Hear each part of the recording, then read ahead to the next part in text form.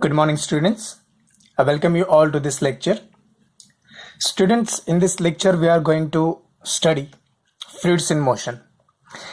As we know, in the first section, we dealt with the hydrostatics, that is the study of properties of fluids at rest. And in this section, we are going to study the hydrodynamics, which is the study of properties of fluids in motion. We can give number of examples of fluids in motion. Like the air that we inhale and exhale is a fluid in motion. The blood that flows through the vein is fluid in motion. The water that flows through the tap, water flows through pipes of different cross-section area. These are the examples of fluid in motion. Also, the flow of a cooking gas through the tubes and the flow of water through rivers or canals. These are the examples of fluids in motion. So we can give number of examples of fluids in motion. But here, one thing we have to remember, the study of a real fluid is little bit difficult. So for that, most of the time we consider the fluid as an ideal fluid. जो कुछ भी fluid motion में है, वो fluid को हम ideal fluid consider करेंगे और उसके properties हम study करेंगे. समझ में आ रहा है? So, what is the ideal fluid? We know that ideal fluid एक ऐसा fluid होता है जो non-viscous होगा, इनकॉम्प्रेसिबल होगा और उसका जो फ्लो होगा that flow is going to be steady flow. Getting this? Now what is the meaning of steady flow? Steady flow होता क्या है? तो स्टेडी फ्लो में जो फ्लूइड का वेलोसिटी जो रहता है at each point is going to be constant. मतलब एक पर्टिकुलर पॉइंट पे फ्लूइड वेलोसिटी जो है वो सेम रहेगा, it is not going to change. But point to point that fluid velocity is going to be change. मतलब point अगर change होगा तो fluid velocity is going to be change. But at one particular point the fluid velocity is going to be constant. Getting this? And incompressible तो हमें पता है कि incompressible flow में जो डेंसिटी ऑफ द लिक्विड जो रहता है that density of a liquid remains constant. Getting this? And non-viscous flow means what? The fluid offers no internal friction. Fluid offers no internal friction. To understand this, we have to study some of the terms related to the flow of a fluid. हमें कुछ terms हमें consider कुछ terms हमें सबसे पहले समझ के लेना है. First term है steady flow. उसके बाद आता है फ्लो लाइंस क्या होते हैं वो हम स्टडी करेंगे. स्ट्रीम लाइंस क्या होता है वो हम स्टडी करेंगे. और उसके बाद फ्लो ट्यूब्स और मोस्ट इंपॉर्टेंट पॉइंट्स जो रहेंगे वो रहेंगे लैमिनर फ्लो और स्ट्रीमलाइन फ्लो क्या होता है and turbulent flow. Getting this? So first of all हम स्टेडी फ्लो क्या होता है वो हम देखेंगे. द प्रेशर और velocity of the fluid at a given point is constant over the time. एक पर्टिकुलर पॉइंट पे प्रेशर और velocity of the fluid constant रहेगा ओवर अ गिवन टाइम. इसका मतलब क्या? Let's say that fluid particles are flowing along this path. ये particular path पे से फ्लूइड पार्टिकल्स मूव हो रहे. लेट्स से दैट ये पर्टिकुलर पॉइंट पे फ्लूइड पार्टिकल है, उसका वेलोसिटी v1 होगा. जब फ्लूइड पार्टिकल ये पर्टिकुलर पॉइंट पे आ जाएगा उसका वेलोसिटी v2 होगा. जब फ्लूइड पार्टिकल ये पर्टिकुलर पॉइंट पे आ जाएगा उसका वेलोसिटी v3 होगा. लेकिन जितने भी फ्लूइड पार्टिकल्स ये पर्टिकुलर पॉइंट पे आ जाएंगे उनका वेलोसिटी v1 ही रहेगा. बट जैसे फ्लूइड पार्टिकल यहां से लेके यहां पे आ जाएगा उसका वेलोसिटी चेंज हो रहा है. जैसे यहां से लेके यहां पे आ जाएगा उसका वेलोसिटी चेंज हो रहा है. So that we call it as velocity of the fluid at a given point is constant over the time in case of a steady flow. Okay, so steady flow में हर एक particular point पे fluid का जो velocity रहेगा that velocity is going to be constant for that particular point. Okay, so आपको ध्यान में क्या रखने का है कि स्टेडी फ्लो में फ्लूइड पार्टिकल का जो वेलोसिटी है वो पोजीशन टू पोजीशन क्या हो रहा है? चेंज हो रहा है. But for one particular point जितने भी पार्टिकल्स यहाँ पे आ जाएंगे उनका velocity is going to be same. Okay, second आ रहा है फ्लो लाइंस. क्या होता है? Flow lines are simple the path of an individual particle in a moving fluid. Moving fluid में फ्लूइड पार्टिकल्स का जो पाथ होगा उसको हम क्या कहेंगे? We call it as a flow line. उसके बाद ये सबसे इंपॉर्टेंट पॉइंट आ जाएगा स्ट्रीमलाइन. क्या होता है? What is the streamline? It is a curve whose tangent at any point in the flow is in the direction of the flow at that point. Let's say that ये particular curve हमने draw किया है जो fluid में होगा. Getting this? तो हर एक particular point पे अगर हमने टेंजेंट अगर हम ड्रॉ करेंगे ये कर्व को, so that tangent gives the direction of the flow. So we call it as a streamline. Okay, so what is streamline? It is a curve whose tangent at any point in the flow is in the direction of the flow at that point. So most of the time क्या होता है कि जो flow line और streamline जो है, flow line और streamline same ही रहता है. Getting this? So you have to remember flow line and streamline are going to be same for a steady flow. अगर steady flow होगा तो flow line और streamline सेम रहेंगे. उसके बाद फ्लो ट्यूब्स आएंगे. Now what is the flow tubes? It is an imaginary bundle of flow lines. जितने भी फ्लो लाइंस फ्लूइड में रहेंगे वो फ्लो लाइंस का एक इमेजिनरी बंडल है which is bound by an imaginary line, imaginary wall. जो एक इमेजिनरी वॉल से बाउंड होगा उसको हम कहेंगे flow tubes. Okay, so flow tubes is an imaginary bundle of flow lines bound by an imaginary wall. For steady flow, fluids cannot cross the walls of the tube.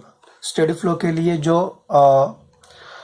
fluid होगा, it cannot cross the walls of a flow tube.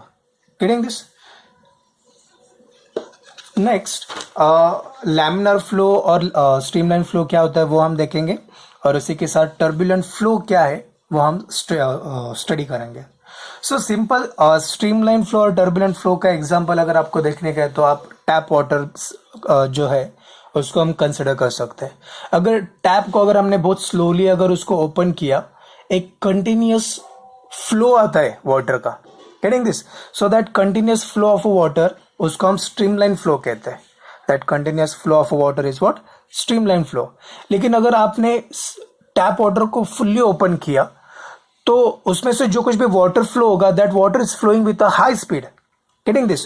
सो वो जो flow होगा, that flow we call it as a turbulent flow. समझ में आ रहा है? सो stream flow में एक स्मूथ फ्लो होगा, टर्बुलेंट फ्लो में क्या होगा? There is a very fast flow of a fluid. So इसको हम first of all laminar flow या फिर स्ट्रीमलाइन फ्लो क्या होता है वो हम देखेंगे. See here, what is streamline flow? It is a steady flow in which adjacent layers of a fluid moves smoothly over each other. मतलब एक ऐसा स्टेडी फ्लो जिसमें फ्लूइड के जो एडजेसेंट लेयर्स जो रहेंगे, those layers are moves smoothly over each other. A steady flow of a river can be assumed to be a laminar flow. So generally streamline flow में क्या होता है कि अगर हम लिक्विड को अगर हम ऐसे कंसिडर करेंगे कि it is divided in different layers. So ये जो लेयर्स जो रहेंगे फ्लूइड्स के, that layers will move very smoothly over each other. तो ऐसे फ्लो को हम कहते हैं स्ट्रीमलाइन फ्लो. सेकेंड जो आता है टर्बुलेंट फ्लो. ओके, सो टर्बुलेंट फ्लो में क्या होगा? It is a flow at a very high flow rate.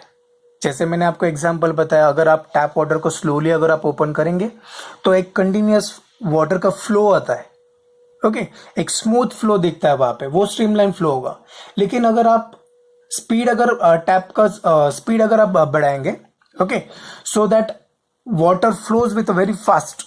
Okay, so वहां पे जो फ्लो रेट रहेगा, that flow rate is very high. तो ऐसे केस में हमें टर्बुलेंट फ्लो वहां पे हमें दिखाई देगा. सिंपल एग्जांपल अगर आपको देखने का है ना, अगर एक रिवर है, okay, if that river is flowing very very calmly, very smoothly, we can consider it as a streamline flow. लेकिन अगर एक flooded river है, okay, so that flow of the flooded river is going to be what? Turbulent flow. और turbulent flow का और एक example simple आप ये भी कंसिडर कर सकते हैं, जो वाटरफॉल में जो वाटर फ्लो होता है, it is going to be a turbulent flow. Okay, so now what is turbulent flow? It is a flow at a very high flow rate so that there is no steady flow or flow pattern changes continuously. एक ऐसा flow जिसमें steady flow नहीं रहेगा and flow pattern changes continuously. Example उसका क्या आएगा? अ फ्लोडेड river flows और अ tap running very fast is a turbulent flow. So turbulent flow का यहाँ पे डायग्राम हमने फॉर्म बनाया है. सो टर्बुलेंट फ्लो में जो रहेगा, जो फ्लो जो रहेगा वो स्टेडी नहीं रहेगा और flow pattern changes continuously. Getting this points. ना हम डिफरेंशिएट करेंगे स्ट्रीमलाइन और टर्बुलेंट, स्ट्रीमलाइन फ्लो और टर्बुलेंट फ्लो को. So we will differentiate between the streamline flow and the turbulent flow. So first point in streamline flow is, what is the streamline flow? Okay, so smooth flow of a fluid with velocity smaller than certain critical velocity. So एक smooth flow of a liquid जिसका velocity एक certain critical velocity से कम होगा उसको हम कहेंगे streamline flow. Now what is the critical velocity? ये एक पर्टिकुलर एक लिमिटिंग वेलोसिटी है जिसके नीचे फ्लो जो रहेगा वो स्ट्रीमलाइन फ्लो होगा और क्रिटिकल वेलोसिटी को अगर फ्लो क्रॉस करेगा तो टर्बुलेंट फ्लो में कन्वर्ट हो जाएगा. उसको हम आगे उसका जो फॉर्मूला है वो फॉर्मूला हम देखेंगे. So in streamline flow the smooth flow of a fluid with a velocity smaller than certain critical velocity, okay, and the irregular and unsteady flow of a fluid when its velocity increases beyond critical velocity. मतलब क्या कि अगर critical velocity से flow का velocity अगर कम है तो वो फ्लो होगा स्ट्रीमलाइन फ्लो और क्रिटिकल वेलोसिटी के बियॉन्ड फ्लूइड का वेलोसिटी रहेगा, that flow is going to be turbulent flow. Okay, second point देखो, the velocity of a fluid in streamline flow, velocity of a fluid at a given point is always constant, जैसे हमने पहले steady flow में हमने define किया था. Okay, so the velocity of a fluid at a given point is always constant. Turbulent flow में क्या होगा? Velocity of a fluid at a given point does not remain constant. समझ में आ रहा है? मतलब वेलोसिटी टर्बुलेंट फ्लो के केस में पर्टिकुलर पॉइंट पे भी वेलोसिटी कंटिन्यूअसली चेंज हो रहा है, लेकिन स्ट्रीमलाइन के केस में velocity at a particular point is going to be constant. समझ में आ रहा है? Third point is two streamlines can never intersect, that is they are always parallel. So जो हमने स्ट्रीमलाइंस जो हमने कंसिडर किया था, जो हमने स्टडी किया था, सो स्ट्रीमलाइंस कभी भी एक दूसरे को क्रॉस नहीं करेंगे. ओके, क्योंकि स्ट्रीमलाइन में हमने देखा था कि स्ट्रीमलाइन होते क्या है, ये कर्व है जहां पे टैंजेंट हमें क्या देता है, that tangent to a curve gives the direction of a flow. Okay, तो अगर ये दो स्ट्रीमलाइन से और वो एक दूसरे को अगर क्रॉस कर रहे हैं, इंटरसेक्ट कर रहे हैं, तो एक पर्टिकुलर पॉइंट के लिए हमें we are getting two different directions of a fluid flow, which is not possible. समझ में आ रहा है? So that we say that two streamlines can never intersect, that is they are always parallel. Turbulent flow में at some point the fluid may have rotational motion which creates eddies. Now eddies मतलब क्या कि water जो है वो circle के form में move करेगा. Okay, we call it as eddies. Fourth point देखो, इसमें क्या आ रहा है, the streamline flow over a plane surface can be assume to be divided into number of plane layers. मतलब जैसे मैंने आपको बताया कि स्ट्रीमलाइन ये एक स्टेडी फ्लो होता है जिसको हम कंसिडर कर सकते हैं कि that flow is divided into number of layers. Okay, so that we say that streamline flow in streamline flow over a plane surface can be assumed to be divided into number of plane layers. So streamline flow को हम एक number of plane layers में हम उसको consider कर सकते हैं. और turbulent flow के केस में a flow tube loses its order and particles moves in random direction. So turbulent flow में particles जो रहेंगे वो एक रैंडम डायरेक्शन में मूव करेंगे और फ्लो ट्यूब जो रहेगा its loses its order. Getting this points? So this are the differentiates between the streamline flow and the turbulent flow. ये पॉइंट इंपॉर्टेंट रहेगा from exam point of view. Theory में ये पूछ सकते हैं what is the difference between the streamline and the turbulent flow.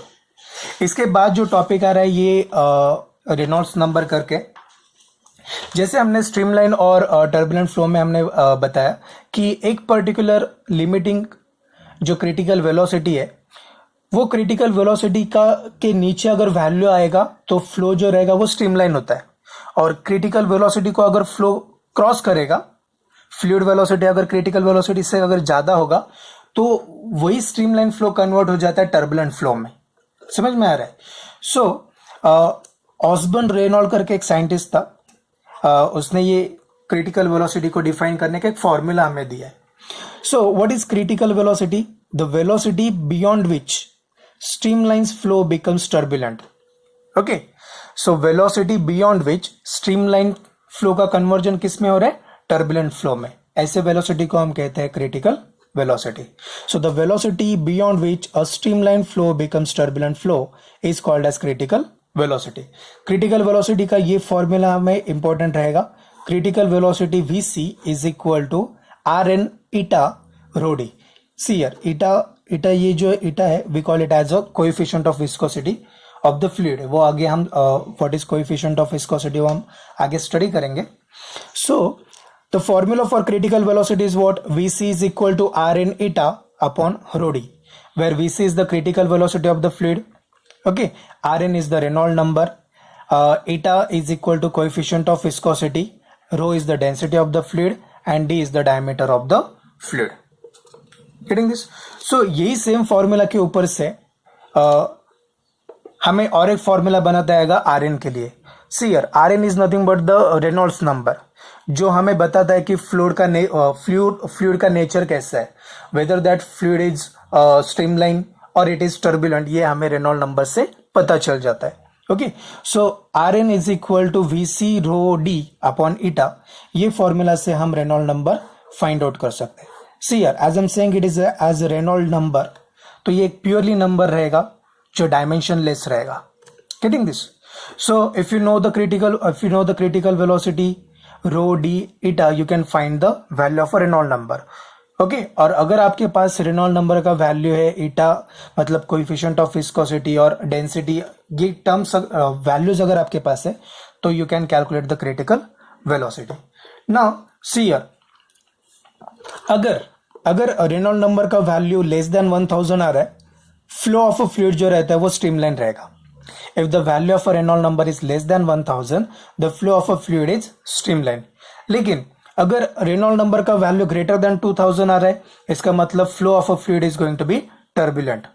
Okay, and if the value of Reynold number is in between 1000 to 2000, अगर calculations करके suppose आपको values in between 1000 to 2000 अगर मिल जाता है, तो इसका मतलब जो फ्लो जो है, flow of fluid becomes unsteady. मतलब उसका कन्वर्जन क्या हो रहा है? फ्लो का कन्वर्जन स्ट्रीमलाइन से टर्बुलेंट फ्लो में हो रहा है. समझ में आ रहा है? I will repeat it once again. If the value of Reynold number is less than 1000, flow कैसे रहेगा? स्ट्रीमलाइन रहेगा. If the value of Reynold number is greater than 2000, flow कैसे रहेगा? टर्बुलेंट. लेकिन if the value of Reynold number is in between 1000 to 2000, इसका मतलब क्या हो रहा है कि वहां पे there is change in the flow, मतलब वो स्ट्रीम लाइन से टर्बुलेंट फ्लो में कन्वर्ट होगा. समझ में आ रहा है? हमारे टेक्स्ट बुक में रेनॉल्ड नंबर के वैल्यूज 1000 और 2000 दिया है, लेकिन अगर आप एनसीईआरटी अगर आप पढ़ेंगे तो एनसीईआरटी में यही सेम वैल्यूज 2000 और 3000 दिया है. If the value of Reynold number is less than 2000, flow is streamline. If the value of Reynold number is greater than 3000, flow is turbulent. And if the value of Reynold number is in between 2000 and 3000, flow का conversion streamline to turbulent flow हो रहा है. Getting this points?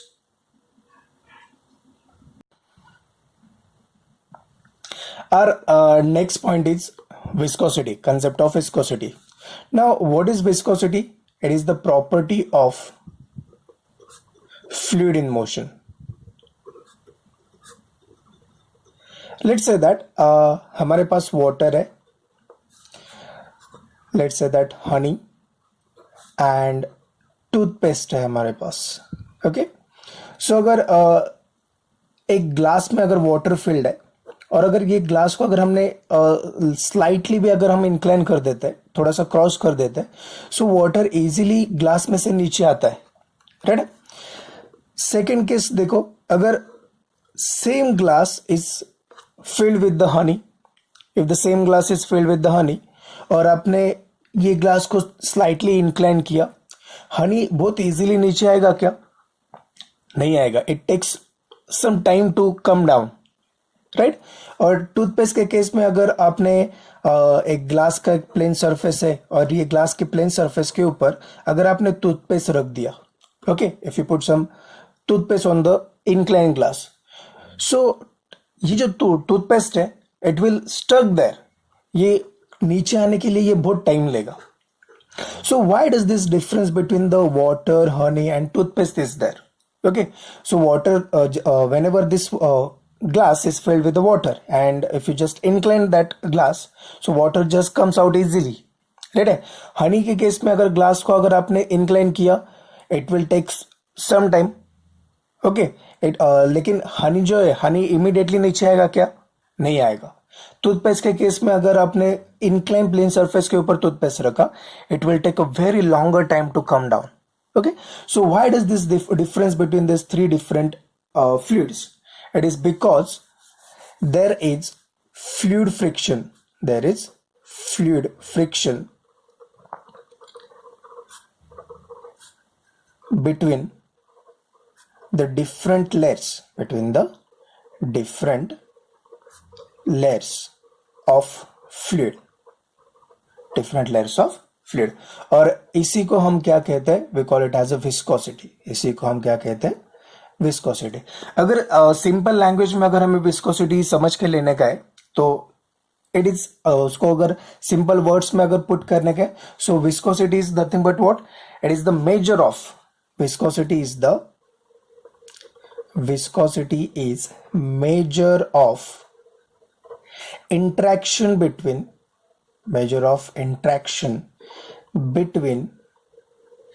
different molecules, you can say that molecules or particles of fluids.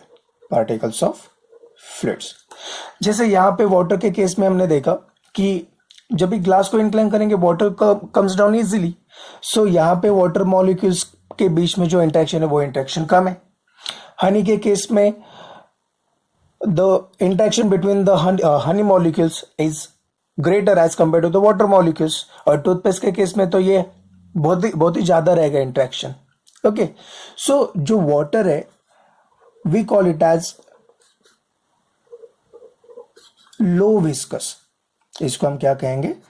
ये लो viscous रहेगा. Water कैसे रहेगा? Low viscous. On the other hand, honey is more viscous than the water, more viscous than water. और toothpaste क्या आ जाएगा? Toothpaste is highly viscous. Toothpaste will become what? ये toothpaste क्या रहेगा? It is highly viscous. So ये जो fluid friction जो है, ये फ्लूइड फ्रिक्शन क्यों अराइज होता है, वो भी हम इसमें देखेंगे. सो फर्स्ट ऑफ ऑल मैं विस्कोसिटी का जो डेफिनेशन है, वो डेफिनेशन मैं पहले एक्सप्लेन करता हूँ. ओके, और उसी के साथ हम देखेंगे कि ये फ्लूइड फ्रिक्शन क्यों अराइज होता है. Okay, so I will write the definition of viscosity. It says that viscosity is definition. Viscosity is that property of fluid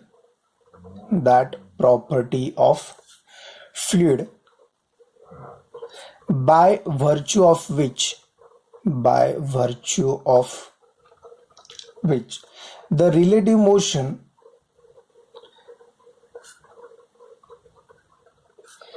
between different layers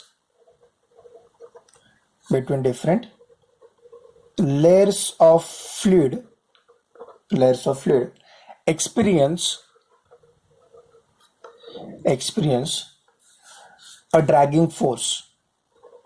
experience a dragging force. This force is called viscous drag or viscous force. Now see what this definition tells us. What is viscosity? Viscosity is the property of a fluid by virtue of its relative motion between different layers of a fluid experience a dragging force. Dragging force means what? A backward force. जैसे हमने friction में हमने study किया था, अगर एक plane surface के ऊपर से अगर एक ऑब्जेक्ट अगर मूव हो रहा है, so let's say that agar if the object is moving along this direction, so there is a friction in a opposite direction. Okay, so similar to that, जब भी फ्लूइड फ्लो होता है तो fluid के different layers के बीच में एक ड्रैगिंग फोर्स रहता है. Okay, and that dragging force is nothing but what, it is the viscous drag और विस्कस फोर्स. ओके, तो इसको थोड़ा सा हम समझ के लेंगे. लेट्स से दैट यहाँ पे एक प्लेन सरफेस है. Okay, I draw it on the next page. आपको डेफिनेशन आपको समझ में आ रहा है? I'll read it once again.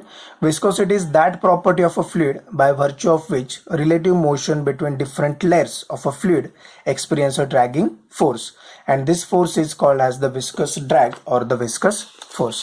Now let's say that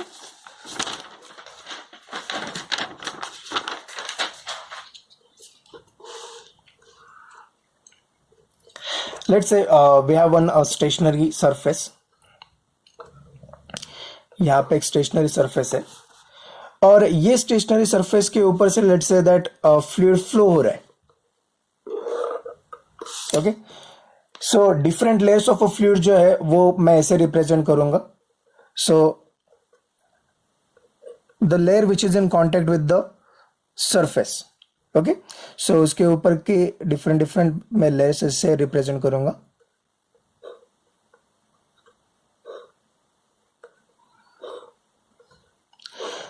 सो जैसे जैसे ये लेयर्स हम स्टेशनरी सरफेस से ऊपर जाएंगे, सो लेयर्स जो है लेयर्स का वेलोसिटी इंक्रीज होता है, इसलिए ये ऐसे हमें दिख रहा है यहाँ पे. ओके, सो जो अपर मोस्ट लेयर जो रहेगा उसका वेलोसिटी सबसे ज्यादा रहेगा. ओके, सो वेलोसिटी ऐसे कम होगा ये लेयर्स का, डिफरेंट लेयर्स का. सो जो लेयर ये स्टेशनरी सरफेस की कांटेक्ट में उसका वेलोसिटी 0 रहेगा. So write v is equal to 0. और जो लेयर टॉप मोस्ट पोजिशन पे है उसका जो वेलोसिटी है उसका वेलोसिटी v प्लस dv रहेगा. ओके, सो कैसे v प्लस dv वो समझ के लो. लेट्स से दैट ये जो लेयर है, ओके, ये लेयर का distance from the fix this stationary surface अगर हमने इसको x कंसिडर किया और इसका जो वेलोसिटी v है. ओके, तो इसके ऊपर का जो लेयर है उसका डिस्टेंस हम कंसिडर करेंगे x प्लस डी एक्स. समझ में आ रहा है? और उसका जो वेलोसिटी रहेगा v प्लस dv. लेकिन ये लेयर का नीचे का जो लेयर है, ओके, इसका डिस्टेंस रहेगा x माइनस डी एक्स और उसका velocity let's say that v minus dv उसका वेलोसिटी है. सो व्हाट एग्जैक्टली हैपन, हमें फोकस करने का कि जो विस्कस फोर्स है या फिर विस्कस ड्रैग है ये क्यों अराइज होता है. ओके, सो यहाँ पे तो हमने क्या ड्रॉ किया है, we have a stationary surface और ये स्टेशनरी सरफेस के ऊपर फ्लूइड फ्लो हो रहा है और ये फ्लूइड के हमने डिफरेंट लेयर्स हमने शो किए. ओके, सो ये जो टॉप मोस्ट लेयर जो रहेगा, top most layer is moving with the velocity v और उसका जो नीचे का जो लेयर है that layer is moving with the v minus dv. मतलब इसका velocity as compare to this layer ज्यादा है. ओके, तो ये लेयर क्या करेगा, this layer will try to accelerate this layer. ऊपर का लेयर क्या करेगा, उसके नीचे जस्ट बिलो जो लेयर है वो लेयर को क्या करेगा, एक्सेलरेट करेगा. लेकिन उसी के साथ क्या होगा कि ये जो नीचे जो लेयर है वो क्या करेगा कि ऊपर जो लेयर है उसके मोशन को अपोज करेगा, मतलब वो रिटार्ड करेगा उसको. ओके, सो ऊपर का लेयर एक्सेलरेट करने का ट्राई करेगा और नीचे का लेयर क्या करेगा, it will try to retard the motion of a upper layer. So इसीलिए यहाँ पे in between this two layers एक फोर्स क्रिएट हो जाता है जिसे हम कहते हैं विस्कस ड्रैग. क्या कहेंगे हम इसको, विस्कस ड्रैग और विस्कस फोर्स. विस्कस ड्रैग, इसके आगे हम विस्कस फोर्स से कहेंगे हम इसको विस्कस फोर्स. सो ये ठीक से समझ के लो कि why does this force is occurring. Okay, so मैं इसको और एक बार शॉर्टली मैं आपको समझाता हूँ कि suppose we have a stationary surface and the fluid is flowing along this stationary surface. Okay, so we have shown the different layers of a fluid in motion. Okay, so these are, let's say that this layer is having a height distance of x from the stationary surface. Okay, and it is moving with the velocity v. Its uppermost layer is moving with the velocity v plus dv, and it is at a distance of what, x plus dx from the stationary surface. और इसके नीचे का जो layer रहेगा उसका velocity क्या है, it is v minus dv. Okay, and its distance from the fix surface is x minus dx. Okay, so जो अपर लेयर है, अपर लेयर क्या करेगा, upper layer will accelerate the lower layer, और उसी के साथ लोअर लेयर, लोअर जो layer है वो क्या करेगा, it will try to retard the motion of upper most layer. Okay, so इसलिए यहाँ पे क्या होगा, there is a viscous drag, और इसी को हम क्या कहते हैं, we call it as a viscosity. We call it as viscosity. Now, यहाँ पे एक चीज हमें डिफाइन करने का है, that thing is the velocity gradient. Velocity gradient क्या होता है वो हमें देखने का है. Velocity gradient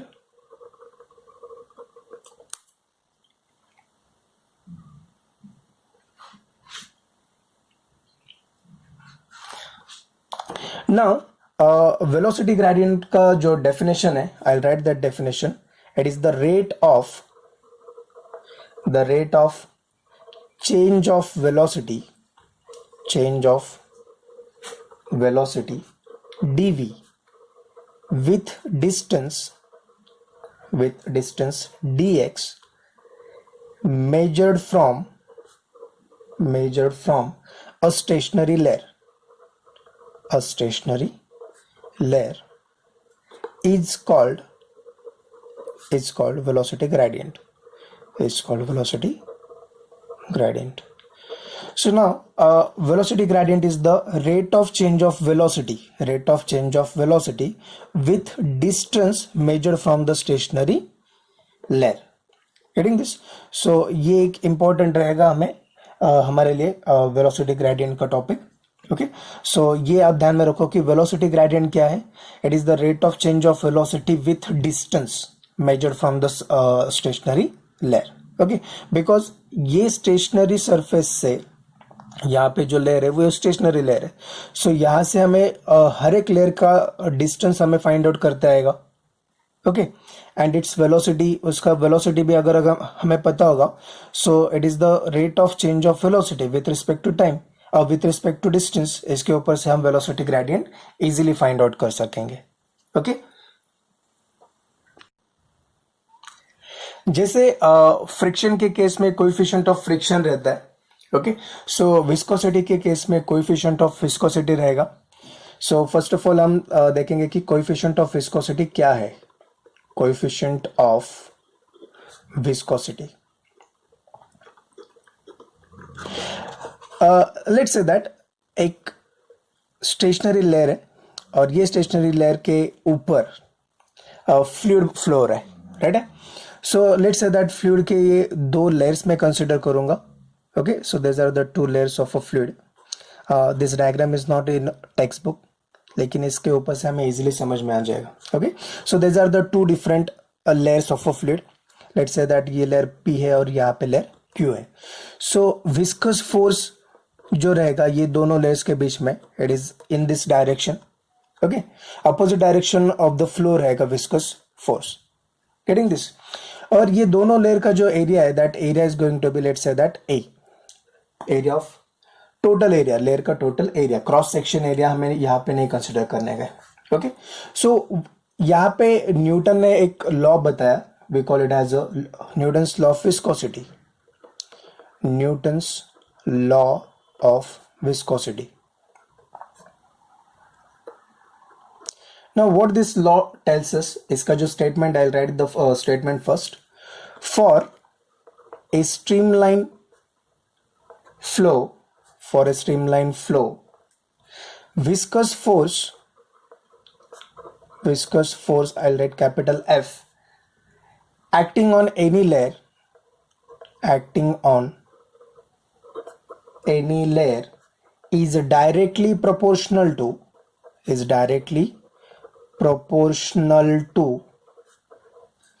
the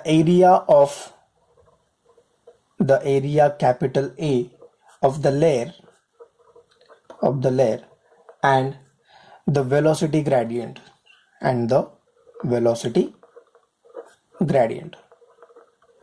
So Newton's law of viscosity हमें क्या बताता है कि जो विस्कस फोर्स जो रहेगा, viscous force between the different layers, Okay, so this viscous force is directly proportional to the area of the layer, and it is directly proportional to the velocity gradient. Velocity gradient is dv by dx. So can we write it like this? Viscous force F is proportional to A, area, into velocity gradient. So this F is equal to eta into A dv by dx. Okay, so this eta is nothing but the coefficient of viscosity. Eta is nothing but what? Coefficient of viscosity, where eta is equal to coefficient of viscosity. So अगर मुझे यहाँ पे eta का अगर मुझे formula अगर मुझे लिखने का है, सो eta का फॉर्मूला क्या बन जाएगा? eta is equal to f upon, ये दोनों टर्म्स को ट्रांसपोज कर दो, f upon a into D by D X. f upon a into D by D X. So can we define this coefficient of viscosity? हम इसके ऊपर से हम इसको डिफाइन करेंगे. So what is the coefficient of viscosity?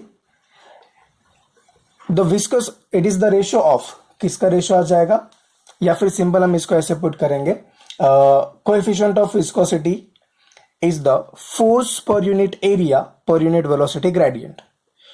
Coefficient of viscosity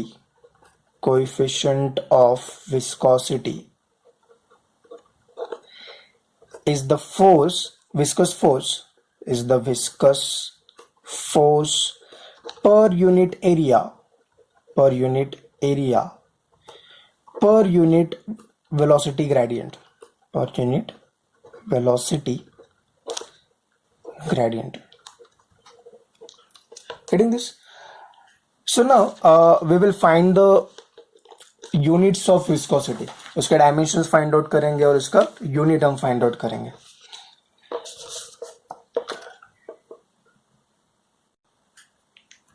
So we have the formula for coefficient of viscosity. Eta is equal to viscous force upon area into dv by dx. सो इसके ऊपर से अगर हमें कोई dimensions अगर find out करने के, dimensions कैसे आ जाएंगे? डायमेंशंस ऑफ ईटा, ठीक है. So eta is equal to, सबसे पहले तो फोर्स के डायमेंशंस हम लिखेंगे. It is m1 l1 t raised to -2. Area का डायमेंशंस क्या आ जाएगा? It is going to be l2. dv by dx, velocity gradient का जो डायमेंशंस आ जाएंगे वो डायमेंशंस हम ऐसे लिखेंगे. सी यार, अगर मैं dv बाई dx है ना, तो इसको मैं dx अपॉन dv लिख सकता हूँ, क्योंकि dx जो है वो न्यूमरेटर में जाएगा. ओके, सो dx तो डिस्टेंस है, डिनोमिनेटर में तो dv बचा है. सो वेलोसिटी के डायमेंशंस क्या आ जाएंगे? It is going to be l1 t minus 1, और जो dx को हमने न्यूमरेटर में ट्रांसपोज किया है वो तो डिस्टेंस है, तो उसका जो डायमेंशन आ जाएगा l आ जाएगा. सो कोएफिशिएंट ऑफ विस्कोसिटी के जो डायमेंशंस आ जाएंगे, it will B m1 l1 plus l1 will become l2 t minus 2 upon l2 l1 it will become l3 t minus 1. So final जो डायमेंशंस है, the dimensions will become m1 l minus 1 t minus 1. These are the dimensions of coefficient of viscosity. Getting this? Now ऐसा unit कैसे आ जाएगा? ऐसा unit of coefficient of viscosity, formula के ऊपर से हम यूनिट्स फाइंड आउट कर सकते हैं. Eta is equal to F upon A dv by dx है, राइट है. So I write it like this, F upon A dx upon dv. So eta is equal to, force का unit क्या आ जाएगा? Newton. Area का unit क्या आ जाएगा? Metre square. डिस्टेंस है तो इसका मीटर आ जाएगा, और वेलोसिटी तो मीटर पर सेकंड आ जाएगा. So eta will become what? This metre will get cancel, so it will become, और मीटर पर सेकंड, तो ये जो सेकंड न्यूमरेटर में आ जाएगा, it will become newton second पर मीटर स्क्वायर. ये आ जाएगा SI unit of a coefficient of viscosity. और इसी को हम कहते हैं 1 डेकापॉइड्स. इसे हम क्या कहेंगे? 1 डेकापॉइड्स. So 1 decapoise is equal to 1 Newton second per meter square. Getting this? CGS CGS unit of eta, simple eta is equal formula क्या आया, F D X upon A into D V is equal force है, force का जो CGS unit है it will be dyne, right. So dyne D X centimetre में आ जाएगा, area centimetre square में आ जाएगा, ये सेंटीमीटर पर सेकंड में आ जाएगा, centimetre centimetre will get cancel, तो सीजीएस यूनिट जो आएंगे इट इज डाइन सेकंड पर centimetre square and we call it as a poise, one poise, ये यूनिट्स है, one poise is equal to one dyne second per centimeter square. Okay, now what is the relation between one decapoise and one poise? So one decapoise is going to be 10 poise, is going to be 10 poise.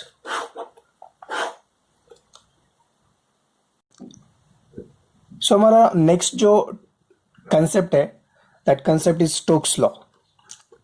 Stokes law जो है वो ये एक experimental fact है, ये हमें क्या बताता है कि अगर हमारे पास एक कंटेनर है and that container is filled with the viscous fluid, okay, ये कंटेनर जो है वो that container is filled with the viscous fluid, और ये विस्कस फ्लूइड में अगर आपने एक spherical body, only spherical body, अगर आपने ये विस्कस फ्लूइड में एक स्पेरिकल बॉडी अगर आपने ड्रॉप किया, okay, so that spherical body will move with the velocity, let's say that v से ये मूव कर रहा है। सो जब भी ये स्पेरिकल बॉडी विस्कस लिक्विड में से फॉल होगा, ये ट्रैवल करेगा, so due to the viscosity of the fluid, ये जो स्पीयर है that sphere will experience a viscous force, okay. So ये विस्कस फोर्स का मैग्नीट्यूड कितना रहेगा, ये हमें स्टोक्स लॉ हमें बताता है, okay. So what is the concept, concept एक से समझ के लो। स्टोक्स लॉ हमें क्या बताता है कि अगर एक विस्कस मीडियम है, ये विस्कस मीडियम में से अगर एक स्पेरिकल ऑब्जेक्ट है, ये एक मेटल ऑब्जेक्ट हो सकता है, आयरन का ऑब्जेक्ट हो सकता है, okay, but it is only a sphere, ये एक बॉल होना चाहिए, okay. So when that sphere falls through the viscous medium, it will experience a dragging force, okay, it will experience a viscous force, और ये viscous force का जो magnitude है वो डिपेंड करेगा तीन चीजों के ऊपर। So according to Stokes law हमें क्या बताता है कि जो viscous force है ये तीन फैक्टर्स के ऊपर डिपेंड कर रहा है। It depends on the radius of the ball, it depends on the radius. Second thing is that it is proportional to the velocity, radius के ऊपर डिपेंड करेगा, वेलोसिटी के ऊपर डिपेंड करेगा, और विस्कस ड्रैग और viscous force experience by the sphere is also depends on the coefficient of viscosity of the fluid. समझ में आ रहा है? सो स्टोक्स लॉ का जो स्टेटमेंट है, that statement is that the viscous force F acting on a small sphere falling through a viscous medium is directly proportional to the radius of the sphere, velocity through the liquid,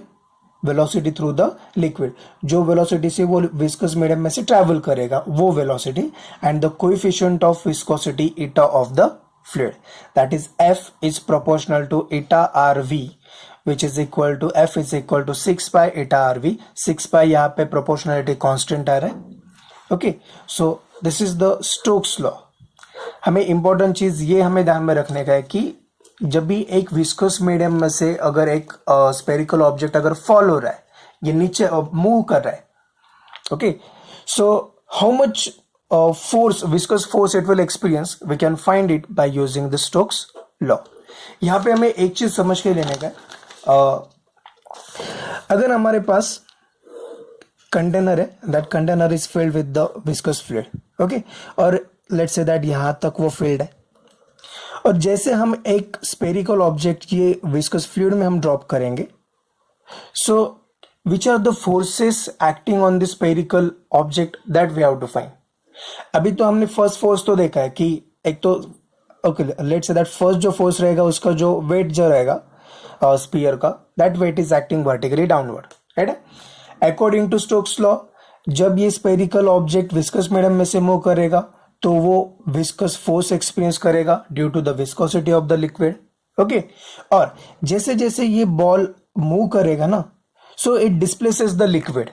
okay, so जो कुछ भी liquid displace हो रहा है, okay, उसके वजह से जो बायोन्सी फोर्स जो रखता है, या फिर बायोन फोर्स हम जिसे कहते हैं, या फिर simple up thrust, upward thrust या फिर अप थ्रस्ट भी हम इसको कह सकते हैं. So upward thrust U is also acting on the spherical. So one thing we have to remember, whenever a spherical object or a spherical ball falls through a viscous medium or viscous fluid, the forces acting on the spherical object are its weight mg acting vertically downward. Second thing is what? Viscous force acting vertically upward, or up thrust acting vertically upward. This up thrust is nothing but what? It is the buoyant force. So our next concept is of terminal velocity. Terminal velocity. So ये concept समझने के लिए let's say that we have one container and that container is filled with the viscous fluid. Okay, so whenever let's say that एक spherical object है, एक spherical body है, ये spherical body को अगर ये liquid में, ये fluid में अगर हम drop कर देंगे, it is moving with the velocity v. Okay, so ये जो स्पीयर है, स्पीयर का रेडियस जो रहेगा, radius of sphere is going to be smaller. Okay, और जो फ्लूइड है, फ्लूइड का density, density of the fluid, fluid density, इसको हम सिग्मा कंसिडर करेंगे. और जो बॉडी है, बॉडी का density, density of a spherical body, density of spherical body, spherical body is equal to rho. Okay, so whenever this spherical body falls through this viscous fluid, let's say that it is moving with the velocity v. Now हमें पता है कि ये spherical body के ऊपर कौन से forces act करेंगे. Okay, so first force रहेगा its weight mg acting vertically downward. Is it right? Second force कौन सा रहेगा? According to Stokes law, viscous force रहेगा upward direction में act हो रहा है. और सेकेंड जो फोर्स, थर्ड जो फोर्स जो रहेगा, that force is acting in vertically upward direction, जिसको हम कहेंगे अप थ्रस्ट. समझ में आ रहा है? सो ये तीनों फोर्सेस ये बॉडी के ऊपर एक्ट हो रहे हैं. सो हम सबसे पहले तो ये जो फोर्सेस एक्ट हो रहे हैं उनके मैग्नीट्यूड्स हम फाइंड आउट करके लेंगे. So which are the forces acting on the sphere falling through the viscous fluid? First, its weight mg acting vertically downward, viscous force acting vertically upward, and upthrust. Upthrust किसकी वजह से आएगा? जब ये object नीचे आएगा तो it will displace some fluid. Okay, so जो कुछ भी फ्लूइड डिस्प्लेस हो रहा है उसकी वजह से अपथ्रस्ट क्रिएट होता है, जो हम, जिसे हम बायोन फोर्स भी हम कहते हैं उसको. Okay, so we will write one by one the forces which are experienced by this spherical body. So first रहेगा it's weight mg, weight of body acting vertically downward, acting vertically downward. So weight of a body is equal to mg. Okay, so m is what? M is nothing but the volume into density, right? So volume कितना आएगा? 4/3 pi r cube, density है rho into g. So this is the weight of the body acting in vertically downward direction. Second जो force act हो रहा है, it is the up thrust या फिर upward thrust कहेंगे हम इसको. Upward thrust equal to, upward thrust का जो मैग्नीट्यूड हम निकालते हैं, that upward thrust is equal to the weight of the liquid displace, equal to weight of liquid displace. Okay, so this upward thrust U is equal to 4/3 pi r cube, density of the fluid multiply by g. This is the second force which is acting on the spherical body. And the third force is what? It is the viscous force. So viscous force F acting in upward direction, in upward direction. Okay, और ये viscous force कितना exert हो रहा है? It is we can find it by using Stokes law. F is equal to क्या आएगा? It is 6 pi eta r v. Okay, so these are the three forces which are acting on the spherical body. Now जो Stokes law है, Stokes law के ऊपर से हमें एक चीज समझता है कि जो विस्कस फोर्स है that viscous force is proportional to the velocity. इसका मतलब क्या, जब भी ये स्पीयर लिक्विड में से फ्लो होगा, ओके, सो जैसे जैसे इसका वेलोसिटी इंक्रीज होगा वैसे वैसे विस्कस फोर्स भी क्या होगा, यहाँ पे इंक्रीज होगा। So as the viscous force increases, the viscous force increases as the velocity of the body increases. जैसे जैसे बॉडी का वेलोसिटी इंक्रीज होगा विस्कस फोर्स भी क्या होगा, इंक्रीज होगा। और एक पर्टिकुलर पॉइंट ऐसे आ जाएगा जहां पे weight of the body, listen it carefully, जैसे जैसे बॉडी का वेलोसिटी इंक्रीज होगा विस्कस फोर्स भी क्या होगा, वहां पे इंक्रीज होगा। और एक ऐसा पर्टिकुलर पॉइंट आ जाएगा जहां पे weight of the body will become equal to the sum of this viscous force, weight of a body will become equal to the sum of viscous force and the up thrust. तो ऐसे point पे जो velocity जो रहेगा body का, वो velocity को हम कहते हैं terminal velocity. Listen it carefully what I am saying. We know that viscous force is proportional to the velocity. So जैसे जैसे ये बॉडी का वेलोसिटी इंक्रीज होगा विस्कस फोर्स भी इंक्रीज होगा। तो बॉडी के मोशन में एक ऐसा पर्टिकुलर पॉइंट आएगा तब weight of the body will become equal to the F plus U. Okay, तो ऐसे वक्त में बॉडी जो है वो एक कांस्टेंट वेलोसिटी से मूव करने लगेगा और ये कांस्टेंट वेलोसिटी को हम क्या कहते हैं, टर्मिनल वेलोसिटी। ओके, सो मैं आपको एक छोटा सा इसका एक्सप्लेनेशन एक बताता हूं कि ये बॉडी जो है वो कांस्टेंट वेलोसिटी से कैसे मूव करता है। ओके, सो फॉर दैट इसको एक बार मैं फिर से ड्रॉ करता हूं। स्पेरिकल ऑब्जेक्ट है, इसका वेट mg है। ओके, फोर्सेस एक्ट हो रहा है, विस्कस फोर्स और अप थ्रस्ट। नेट फोर्स क्या आ जाएगा, net force is going to be what, mg minus f plus u। Is it right? So this force is equal to what, ma। Okay, so acceleration कितना आएगा, acceleration a is equal to mg minus f plus u divided by m। Okay, so जो viscous force है वो proportional to the velocity है। तो एक ऐसा point आ जाएगा जहां पे weight of a liquid will become equal to the F plus U. इसका मतलब a is equal to M G minus F plus U का वैल्यू क्या आ जाएगा, M G divided by M. M G minus M G zero, मतलब acceleration zero आ जाएगा। कब, when weight of a liquid becomes weight of that sphere becomes equal to F plus U. तो ऐसे केस में अगर एक्सेलरेशन जीरो आया तो जो स्पीयर रहेगा वो स्पीयर एक कांस्टेंट वेलोसिटी से मूव करेगा। समझ में आ रहा है? और वो कांस्टेंट वेलोसिटी को हम क्या कहते हैं, टर्मिनल वेलोसिटी। स्पीयर का वेलोसिटी टर्मिनल वेलोसिटी को कभी भी क्रॉस नहीं करेगा, मतलब मैक्सिमम जो रहेगा वो टर्मिनल वेलोसिटी तक आएगा। Getting this point? So now as we are saying that when body attain, जब बॉडी टर्मिनल वेलोसिटी अटेन करेगा, अटेन टर्मिनल वेलोसिटी v, जब body terminal velocity v attain करेगा तब क्या हो जाएगा, this weight of a body is will become equal to f plus u। okay, so I'll write u plus f is equal to w. Now what is the value of u? It is 4 upon 3 pi r cube sigma rho plus 6 pi eta rv is equal to 4 upon 3 pi r cube rho g. ये term को उधर transpose करेंगे, we get here 6 pi eta rv is equal to 4 upon 3 pi r cube rho g minus 4 upon 3 pi r cube sigma g. So 6 pi eta rv is equal to, take 4 upon 3 pi r cube constant common, we get here rho minus sigma into g. Getting this? So we have to find the terminal velocity v.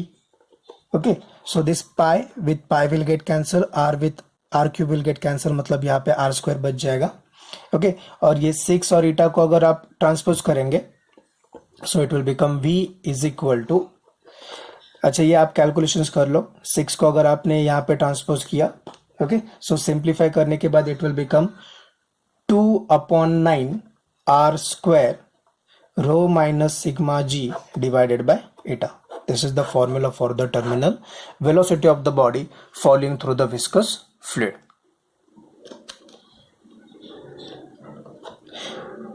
V is equal to 2 upon 9 r square rho minus sigma g upon coefficient of viscosity eta.